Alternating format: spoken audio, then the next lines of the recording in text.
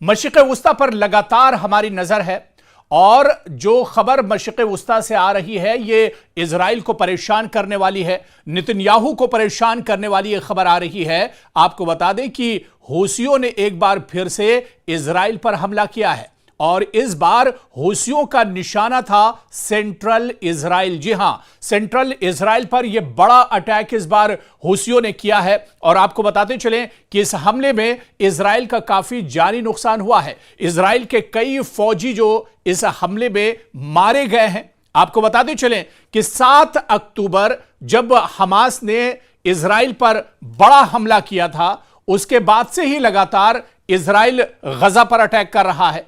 Israel को तकरीबन Nesto नाबूद कर दिया है इजराइल ने गजा को। और अब इजराइल की इस लड़ाई में, हमास और इजराइल की इस लड़ाई में जो सबसे बड़ा और जो सबसे अहम किरदार है वो हूसी फौजी हैं। जी हां, हूसी जो लड़ाका है वो लगातार इजराइल के लिए दर्द-ए-सर बने हुए हैं, नेतन्याहू के लिए दर्द-ए-सर बने हुए हैं।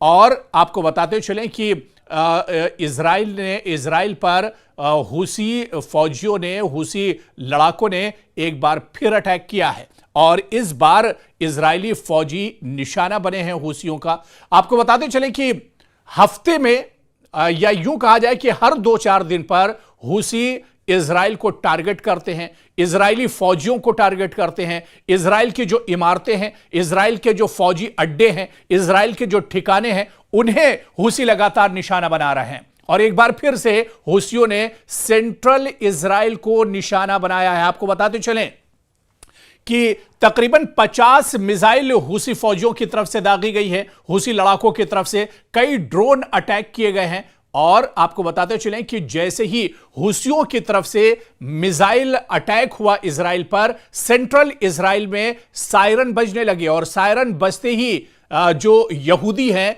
जो इजराइल के रहने वाले हैं, उनके हवास बाख्ता हो गए, डर गए। फिर से उनके मन में कहीं ना कहीं 7 अक्टूबर की वो तस्वीर उभर आई जब हमास ने बड़ा हमला किया था। 1200 यहूदी मारे गए थे इस हमले में, 240 यहूदियों का अगवा हमास ने किया था। और एक बार फिर से 7 अक्टूबर का जो डर था वो एक बार फिर से यहूदियों पर हावी हो गया, इजरायलियों पर एक बार फिर से 7 अक्टूबर वाला जो डर और खौफ था वो एक तरह से तारी हो गया। अचानक पूरे शहर में सायरन बजने लगे क्योंकि तकरीबन 50 मिसाइल के जरिए, एक साथ 50 मिसाइल हूसी लड़ाकों ने इजराइल पर दागे थे। और आपको बताते चलें कि इसमें इजराइल का जानी नुकसान हुआ है, कई इजरायली फौजी मारे गए हैं, कई जख्मी हुए हैं। और आपको यह भी बताते चलें कि लगातार इजराइल यह बड़ा इल्जाम लगाता है कि हूसी जो लड़ाके हैं वो दरअसल यमन के हैं, लेकिन इन्हें सपोर्ट ईरान करता है। जी हां, और इजराइल इससे पहले भी यह बात कई बार कह चुका है कि जो मिसाइल हैं या जो ड्रोन का इस्तेमाल हूसी लड़ाके करते हैं ये दरअसल मेड इन ईरान है। और ईरान का जो ड्रोन है, जिसे शहीद ड्रोन नाम दिया जाता है, या अलसमद 3 जो ड्रोन है ईरान का, इस बारे में भी इजराइल इल्जाम लगा चुका है कि ईरान के ये 2 ड्रोन, शहीद ड्रोन की जो दूरी है वो तकरीबन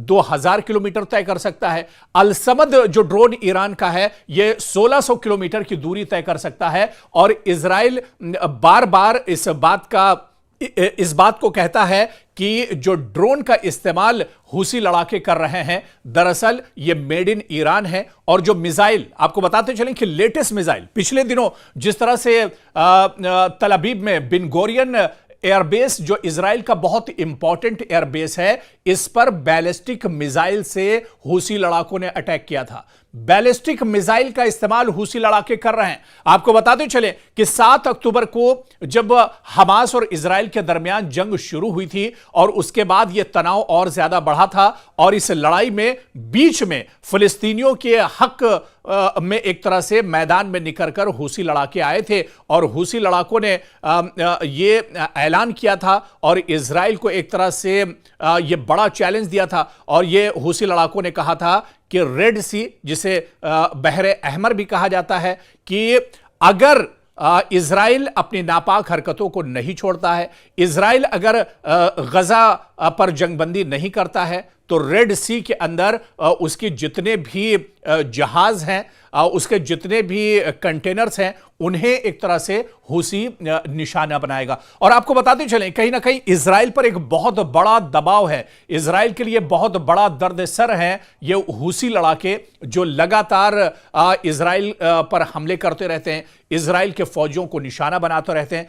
पिछले अगर सिर्फ 15 दिनों की बात की जाए तो 3-4 ऐसे मौके आए हैं जब हूसी लड़ाकों ने इजरायली फौजियों को निशाना बनाया है। चाहे बिन गुरियन एयरपोर्ट की बात की जाए, एयरबेस की बात की जाए, जहां पर बैलिस्टिक मिसाइल से अटैक किया था, कई इजरायली फौजी मारे गए थे, एयरपोर्ट को काफी ज्यादा नुकसान पहुंचा था।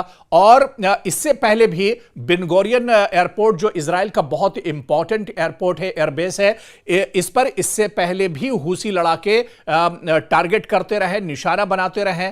और इससे पहले भी हूसी लड़ाकों ने पूरी दुनिया को एक तरह से अलर्ट किया था और चेताया था कि बिन गुरियन एयरपोर्ट पर आप अपने तैयारी या अपने जहाज ना भेजें क्योंकि वो उनके जद में आ सकते हैं। और उन्होंने कहा था कि बिन गुरियन जो एयरपोर्ट है इजराइल का, ये हूसियों के टारगेट पर है, हूसियों के जद में एक तरह से आता है। और इससे पहले भी कई बार बिन गुरियन एयरपोर्ट पर हूसी लड़ाके अटैक कर चुके हैं।